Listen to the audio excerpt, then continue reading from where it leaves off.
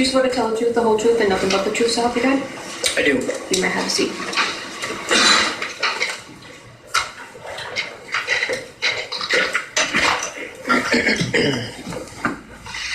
Can you please state and spell your last name for the record?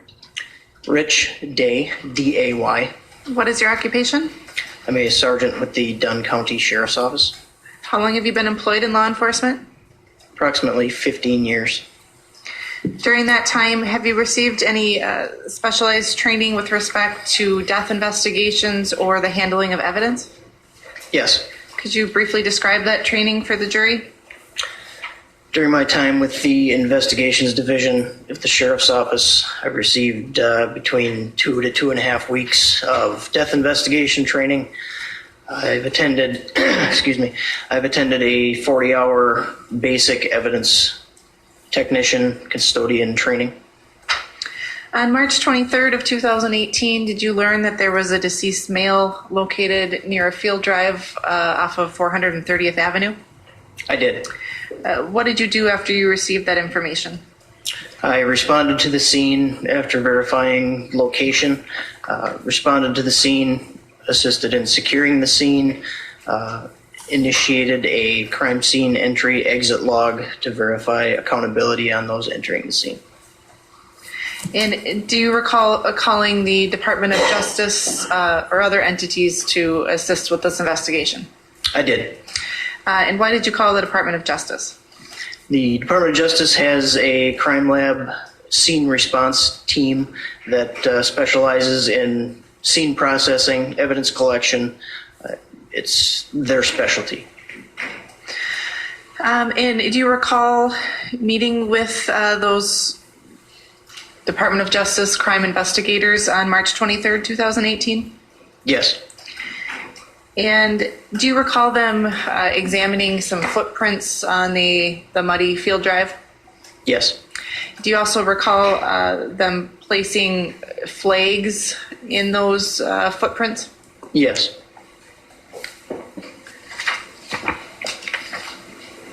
May I approach your Honor? May. I'm showing you what's been marked as photographs 564 through 566. And what is depicted in those photographs? Appears to be the foot tracks exiting the driveway. And my understanding is that is a flag for each footstep. What about 565? Appears to be further south down that driveway. Also with the flags? Also a flag for each footstep. And what about 566? 566 looking back north toward 530th Avenue from the top of the hill.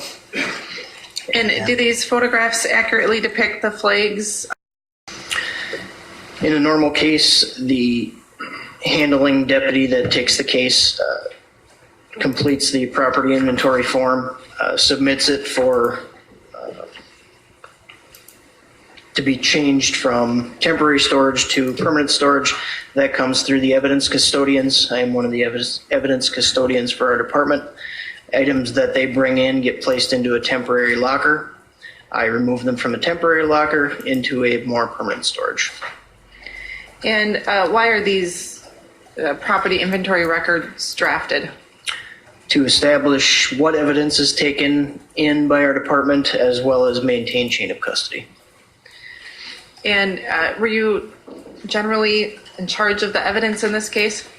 Yes.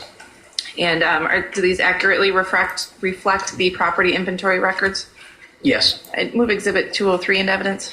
It's 203? Yes. Okay, any objection to Exhibit 203? Yes, it's irrelevant. 90403, happy to approach on the side or take it up later.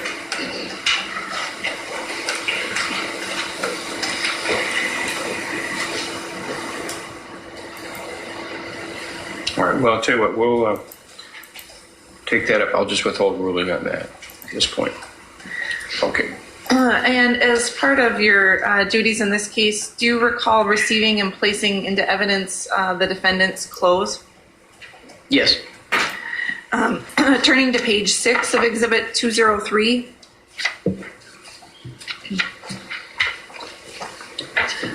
Are those some of the items that you received in relation to the defendant's clothes?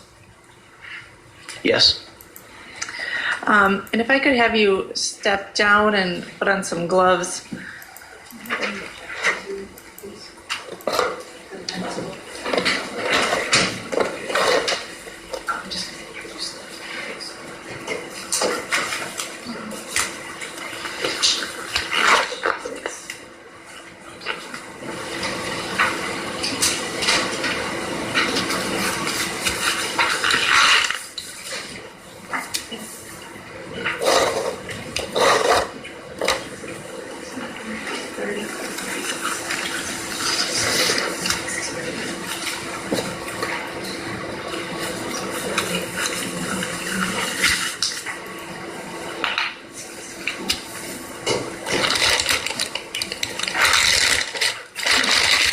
Your Honor, I don't believe there's an objection for the defense. I think these have been previously marked as Exhibit 221, the gray leggings. I believe that belong to the defendant. Exhibit 222, a blue button-up with white spots on it. Exhibit 223, a blue and white plaid button-up. Exhibit 224, a paper bag containing a yellow tiger shirt. Exhibit 225, jeans. And Exhibit 226, a gold sweater. You do not object to their introduction or publication, Judge? All right then, ladies and gentlemen, exhibits 221, 222, 223, 224, 225, and 226 will be received into evidence. Madam Clerk, do you have all those? Okay. Sergeant, if you could start with exhibit number 221, a pair of gray leggings.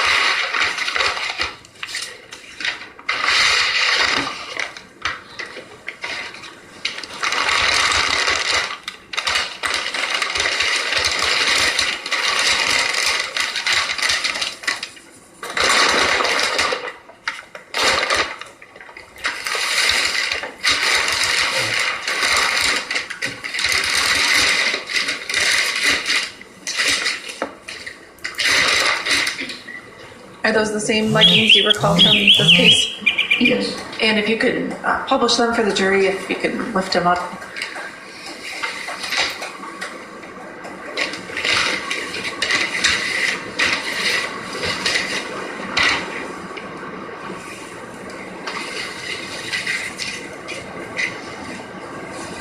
And then if you could also flip it around, perfect. Thank you.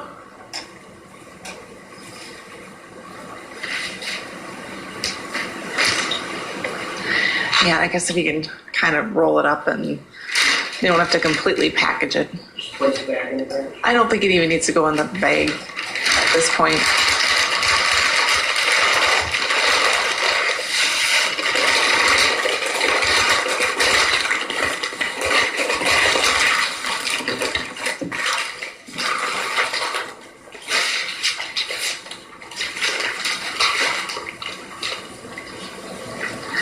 All right, and then after you get your new gloves on, we'll move to Exhibit 222. I believe it was on your property inventory record, item 31, a paper bag containing a blue button-up long sleeve shirt with white spots.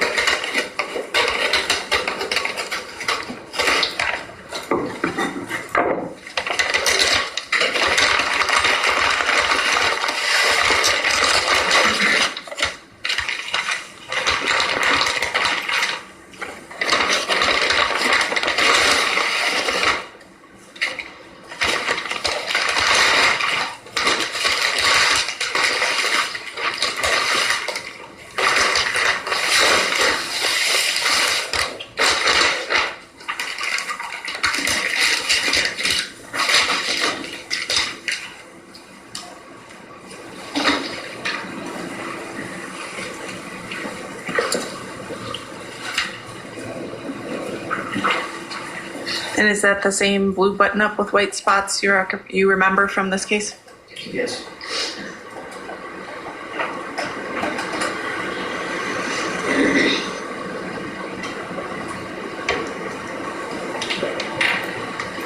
Okay, thank you.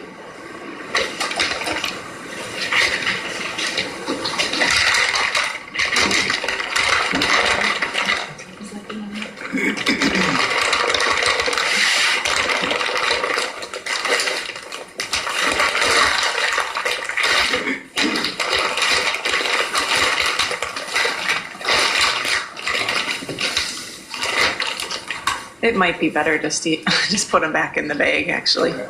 No, I'm probably going to ask a question. No. Okay. Okay, never mind.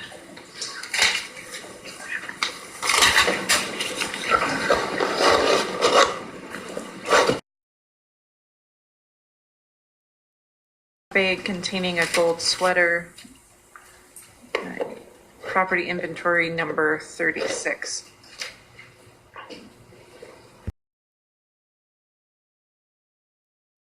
Put on his protective eyewear and his gloves and go through methodically the evidence that was handed to him as the evidence technician there in Eau Claire, Wisconsin.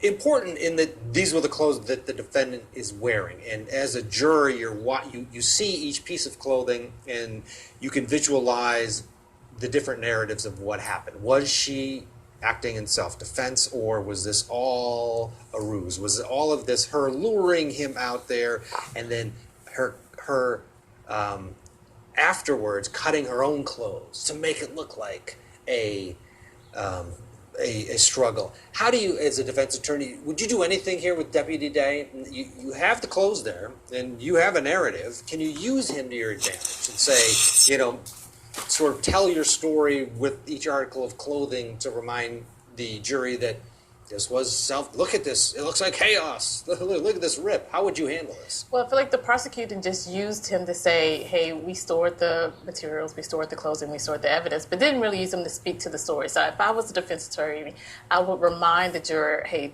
he didn't present a story here. He has no knowledge or has no expertise in the story. And so it's only presented as a matter of this is what she wore and not as a matter of, hey, this is supporting our story that the state is trying to present. Right, but Lukai, without going outside the scope, you could interject a little bit of your narrative, right? If you want to on cross, or would you wait? I would absolutely take advantage of this deputy on cross. He's not given a lot of testimony on direct, but you can still take advantage of the fact that he's presenting the jury with all of this clothing, the alleged clothing of the defendant in this case. And so you can certainly cross-examine him about the muddiness of the clothing, in fact, that there was a struggle, the cutting of the clothing, whether or not there was a struggle associated with the cutting, whether or not the cutting could have been done by somebody else outside of the defendant. So you can certainly use the clothing to your advantage to help boost your narrative. Her story is that before the murder, or before she killed him, that he wanted sex from her and he wanted it in his way, his aggressive physical way, and that he had the knife and that he cut her clothes off, which was something that he had done before. It was sort of part of their ritual. So now you're seeing these clothes, and again, it's this. Which way is this? Is it? Did she cut it? And you can kind of feel like, or think about how would she be able to cut that in that straight line. So couldn't you use this opportunity to just display the stuff over again? You and perhaps do it with could. a little bit of narrative. Maybe you perhaps could. I think the struggle for the defense is got to realize, hey, sometimes your cross has to be limited to what was presented on direct. Right. And so to the extent that you can make sure that there isn't a story that is being told that is the state story, I do think you want to make sure you hone in on that. Now, to the extent that you can really present what you believe the story is, I think you may have to wait for the next expert. Who made these slices? It could have been, whatever. Just use them for that, or for our sake, just move on. Let's hope they don't do that. But we'll have to wait and see what they do. Now, let's talk about what coming up. We have a DNA expert, Kevin Scott, coming up. That the state won the motion earlier to exclude some DNA evidence that was found from a swab that was from the defendant, and the the results of the swab basically said that they couldn't exclude the victim in this case, and this was from the pubic region of the defendant, that his DNA was in that area, possibly. Couldn't exclude it. Wasn't as though he was identifying his DNA. It's the opposite. It's like we can't exclude him. The judge said, no, it's not coming in. Did you agree with that ruling? I did. I was surprised that the judge was right because a lot of times judges like to play it safe, particularly when it comes to the defense. But the way he explained it in that, hey, listen, defense, you're not presenting the story as to they were in a certain relationship and this happened and that's why the DNA is there. In fact, you're presenting the complete opposite. So I don't want to keep confusing the juror with all these hypotheticals instead of letting them know, okay, these are the two theories that are being presented. You decide which one is the most accurate. Kai, it sounds like the judge is going to possibly allow a reference to the fact that nothing was found with any evidentiary value, because the jury already knows that she was swabbed. Did you first agree with his ruling not to allow that evidence in, that it didn't exclude the victim in this case? And also, do you think he does need to allow the state to at least address it to the jury? Well, I agree with his position that it should not be allowed in because, as he said, it was more prejudicial than probative. It could potentially confuse the jury, and you want to limit jury confusion when it comes to this case. There's already a long, convoluted story. It's confusing when it comes down to scientific evidence, so you certainly want evidence, especially scientific evidence, that's more probative than prejudicial. And because DNA means assault to some people, Exactly. It's like, oh, I found his DNA Exactly. on that area. Exactly. Even though in reality she was at his house all in the morning and he was in the car, that transfer could have happened. Who knows how? All right, well, I see Judge Peterson is back on the bench. The bathroom break has concluded. Let's get you back